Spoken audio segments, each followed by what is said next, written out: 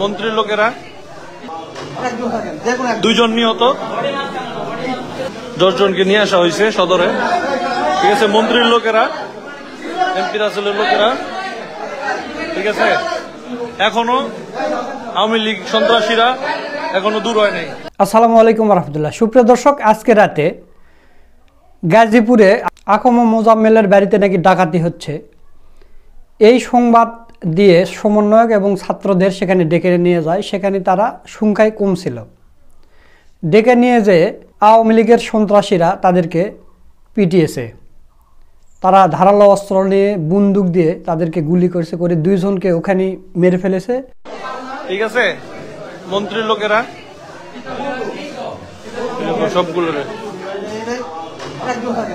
2 জন নিহত।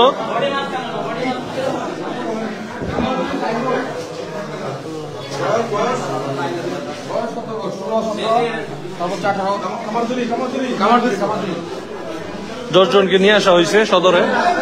ঠিক আছে, মন্ত্রীর লোকেরা। ঠিক আছে, এখনো আওয়ামী লীগ সন্ত্রাসীরা এখনো দূর হয় নাই।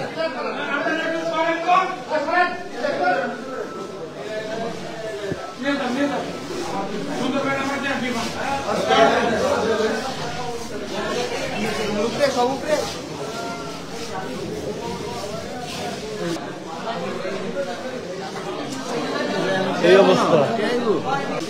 এবং মাইকে ঘোষণা দিয়ে এলাকাবাসীদের দিয়েও পিটিয়েছে, যেখানে ডাকাতি করতে এসেছে আসুন সবাই এসে এদের মারুন। তো ঘটনাটা হচ্ছে যে এটা একটা ষড়যন্ত্র ছিল আওয়ামী লীগের। আপনারা জানেন যে গাজীপুরে জাহাঙ্গীর আছে এবং এই আকম মোজাম্মেল, এদের দলের লোকেরা এই পরিকল্পনা করেছে। এরা 2 জন কিন্তু এখনও গ্রেপ্তার হয়নি। আপনারা জানেন যে এর আগে 28শে অক্টোবর আগের বছরে বিএনপি যে সমাবেশ ডেকেছিল, সেই সমাবেশে যে লাঠিসোঁটা সবগুলো কিন্তু এই জাহাঙ্গীরের বাড়ি থেকে গিয়েছিল, গাজীপুর থেকে। তো একে এখন পর্যন্ত গ্রেপ্তার করা হয়নি। তো আহতদেরকে কিছুটা গাজীপুর ভর্তি করা হয়েছে, আর অনেকের আশঙ্কাজনক তাদের ঢাকাতে নিয়ে আসা হয়েছে এবং 2 জন মারা গেছে। তো এই 2 জনের মৃত্যুর দায় কে নেবে? হাসিনার বাড়ি যেদিন 32 নম্বর বাড়ি ধানমন্ডির ভাঙ্গা হয়, সেদিন রাতে আমিরে জামাত ডাক্তার শফিকুর রহমান একটা পোস্ট করেছিলেন ফেসবুকে। তখন আমরা এটা নিয়ে সমালোচনা করেছি এবং আমরা মনে করেছিলাম যে এটা আমিরে জামাত দেয়নি, এটা হয়তো তার অ্যাডমিন কেউ আছে, তিনি হয়তো এটা পোস্ট করেছেন। কিন্তু না, তিনি এটা পোস্ট করেছিলেন, সেটা প্রমাণিত হয়েছে, সেটা আপনাদের দেখাবো। তো আমিরে জামাত কি পোস্ট করেছিলেন সেদিন রাতে, সেটা একটু আপনাদের পড়ে শোনাই। তিনি লিখেছিলেন যে বাংলাদেশের দেশপ্রেমিক দায়িত্বশীল নাগরিক বৃন্দের প্রতি আহ্বান, কোনো উস্কানিতে পা না দিয়ে ধৈর্য ধরুন এবং প্রিয় দেশকে ভালোবাসার নমুনা প্রদর্শন করুন। তো আমিরে জামাতের এই পোস্টকে ঘিরে বিএনপিরা এবং জামাতেরও লোকজন আমিরে জামাতের কথার মর্ম না বুঝে আমিরে জামাতকে গালি দেওয়া হয়েছে। 18,900 গালি দেওয়া হয়েছে, 11,000-এর মতো শেয়ার করা হয়েছে। আমিরে জামাত সেটা নিজের মুখে বলছে, সেই ভিডিওটা আপনাদের দেখাবো। তো আমিরে জামাত যে কথাটা বুঝাতে চেয়েছে, আপনারা ধানমন্ডির 32 বাড়ি ভেঙেছেন, ঠিক আছে, এরপর আপনারা কোনো বাড়িঘর ভাঙতে যেয়েন না। এখন যে আমিরে জামাতের এই কথা যদি সবাই বুঝতো, তাহলে এই 2 জন ছাত্র নিহত হতো না। আজকে রাতে যে 2 জন মারা গেছে, আরে ভাই আপনি বাড়ি ভেঙে কি করবেন?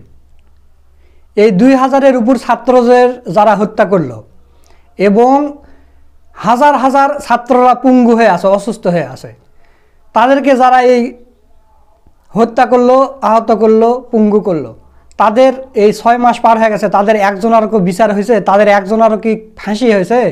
না, কারো বিচার হয়নি। তো আপনি ওদের বাড়ি ভেঙে কি করবেন? ওরা তো লক্ষ লক্ষ কোটি কোটি টাকা তারা জোগাড় করে রেখে দিয়েছে, পাচার করে দিয়েছে। ওরা ইচ্ছা করলে আপনি এই বাড়ি ভাঙবেন, ইচ্ছা করলে 1-1.5 মাসের মধ্যে ওরা এর চাইতে ভালো বাড়ি করবে, সেই টাকা তাদের কাছে আছে।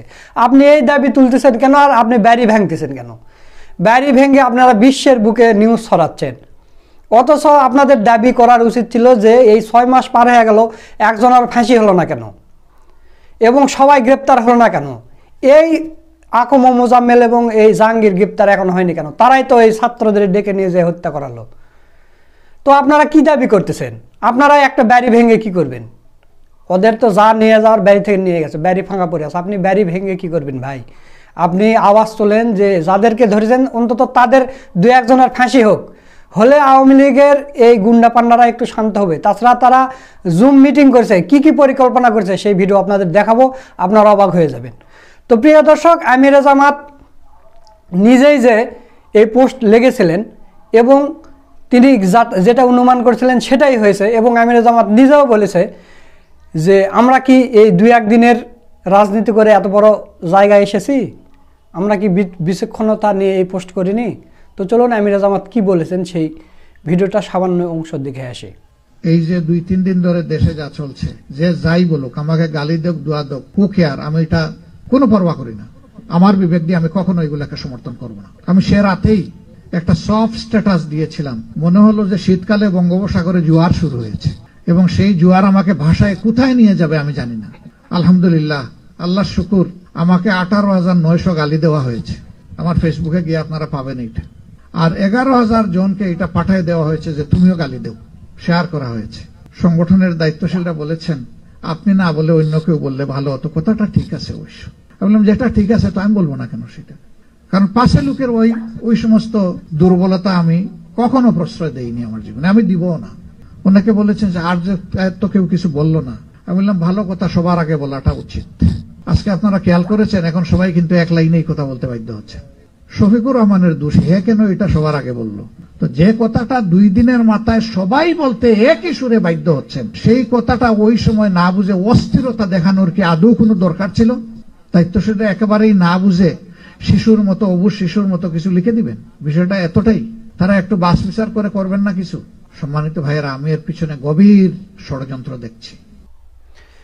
দর্শক, আপনারা আমিরে জামাতের কথাগুলো শুনলেন। এই পোস্ট তিনিই করেছিলেন এবং আমিরে জামাতের এই কথা বুঝে না পেরে আমরা আমিরে জামাতকে গালিগালাজ করেছি এবং তার ফলে আমিরে জামাতের এই কথার অবাধ্য হওয়াতে এই 2 জন ছাত্রর মৃত্যু হলো এবং হয়তো আরও অনেক মারা যাবে। দেখেন আজকে আমি সকালবেলা নিউজে দেখলাম যে 2 জন মারা গেছে, মানে গতকাল রাতেই 2 জন মারা গেছে, এখন দিন পর্যন্ত হয়তো আরও অনেকে মারা যাবে। তো আমি যে কথাটা বলতেছিলাম যে আপনারা বাড়ি না ভেঙে যদি আপনারা এই যে কয়জনকে গ্রেপ্তার করা হয়েছে এই কয়জনারে যদি বিচার করা হতো, দ্রুত বিচারের আওতায় আনা হতো, আমরা যদি এই আন্দোলন করতাম বাড়ি না ভেঙে, তাহলে যদি একজনের ফাঁসি হতো তাহলে আওয়ামী লীগের এই চেলাচামটারা কিন্তু চুপ মেরে যেত। কিন্তু তারা চুপ মেরে যায়নি। তারা কি করতেছে, তারা জুম মিটিংয়ে কি পরিকল্পনা করছে আপনারা অবাক হয়ে যাবেন। সেই ভিডিওটা আপনাদের দেখাবো। আমি শুধু সামান্য একটু পড়ে শুনে তাদের পরিকল্পনা কি। তাদের 1 নম্বর পরিকল্পনা হচ্ছে আওয়ামী লীগ সশস্ত্র গরিলা তৈরির দিকে মনোনিবেশ করেছে।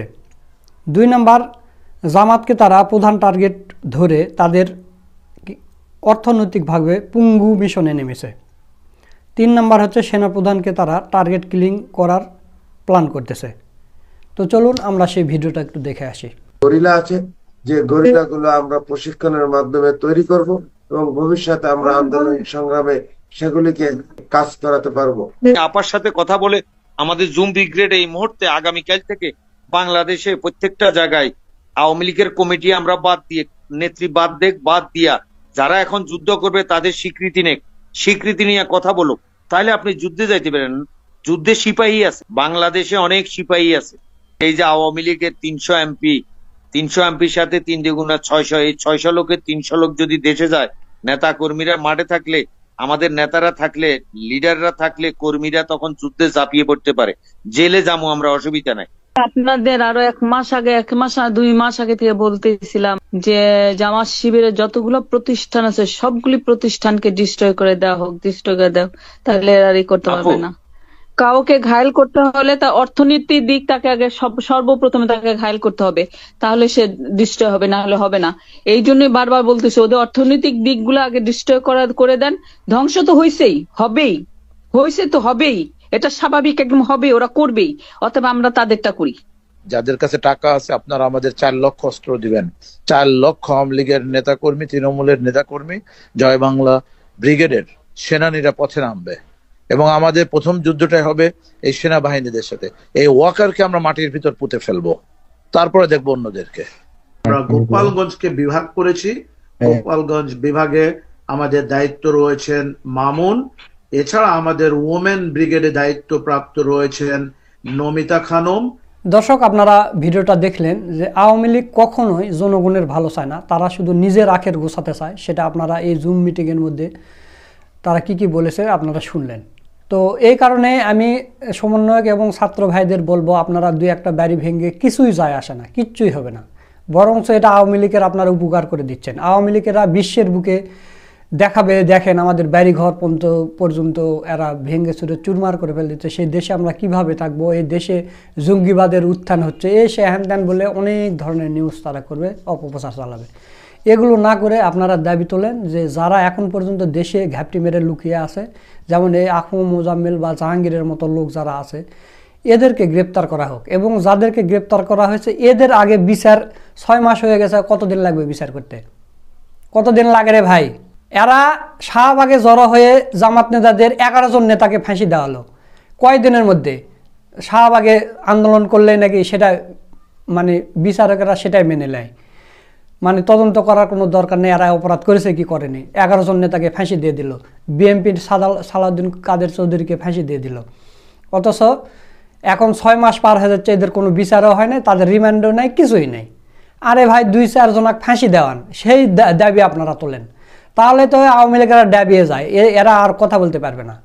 এরা চিন্তা করবে, ওরে বাবা রে, এখন তো ফাঁসি হয়ে যাচ্ছে, এ দল করা যাবে না, এই পরের জন্য পরকাল হারা যাবে না। হাসিনা দূরে থাকা বলতেছে উই তো দেশত নাই, দেশত আছে আমরা। হাসিনা ওখান থেকে আর ঘোষণা দিল আর আমরা নেমে যাব, দরকার নাই বাবা, আমি বৌছল নিয়ে সুখে শান্তিতে বসবাস করব, এরকম হবে। কিন্তু আপনারা কি করতেছেন? আপনারা বাড়ি ভাঙতেছেন। আপনারা কয়টা বাড়ি ভাঙবেন? ওরা কয়েক মাসে লক্ষ্য বাড়ি করবে, সেই টাকা তাদের কাছে আছে। আপনি ওর বাড়ি ভেঙে কী করবেন? আরও ভালো করে বাড়ি করবে, আরও সুন্দর করে বাড়ি করবে। পুরাতন বাড়ি ওগুলো ওদের পছন্দ নয়, ওগুলো ভেঙে দিয়ে তাদের উপকারী করলেন, টাকা পয়সা তাদেরই লাগতো ভাঙ্গার। তো যাই হোক, এখন আপনাদের প্রতি অনুরোধ রইল, আপনারা মুরব্বীদের কথা শুনবেন। আমিরে জামাত তিনি একজন বিচক্ষণ মানুষ, তিনি সেটা আগে ধারণা করেছিলেন যে কি হতে পারে। আমিরে জামাতের কথা শুনলে 2 জন ছাত্রের প্রাণ যেত না, এই ছাত্রের প্রাণ গেল কেন? এই দায় কে নেবে এখন? আপনারা তো এক হুজুকে বাঙালি হয়ে গেছেন, আপনারা বাড়ি ভাঙতেছেন। তো যাই হোক, এখন আপনারা এই দাবিটা তোলেন যে যাদেরকে গ্রেপ্তার করা হয়েছে এদের ফাঁসি চাই, দ্রুত বিচার করে ফাঁসি চাই। শাহবাগে যদি ওরা জড়ো হয়ে বিচার করে 11 জন আর 12 জনের ফাঁসি দিতে পারে, আপনারা পারবেন না কেন? আপনারা রক্ত দিয়ে দেশ স্বাধীন করেছেন, আপনারা পারবেন না কেন? অবশ্যই পারবেন। আপনারা এই দাবি তোলেন যে দ্রুত তাদের বিচার করা হোক এবং যারা ঘাপটি মেরে দেশের মধ্যে লুকিয়ে আছে তাদেরকে দ্রুত গ্রেপ্তার করা হোক, এই দাবি তোলেন। বাড়িঘর ভাঙ্গা বাদ দেন, এগুলো ওই উস্কানিমূলক কাজ করেন না। আমিরে জামাতের কথা কিন্তু এখন ফলে গেল, 2 দিন আগে যে কথা বলেছিল এখন ফলে গেছে। তো এই কথা বলে আজকের ভিডিও এখানে শেষ করছি। ভিডিওটা যদি ভালো লাগে অবশ্যই বেশি বেশি করে শেয়ার করবেন, লাইক করবেন। নিত্য নতুন এরকম আপডেট ভিডিও পেতে আমাদের চ্যানেলটা সাবস্ক্রাইব করে রাখবেন। আজকের ভিডিও এই পর্যন্তই। সকলকে ধন্যবাদ। আসসালামু আলাইকুম ওয়া রাহমাতুল্লাহ।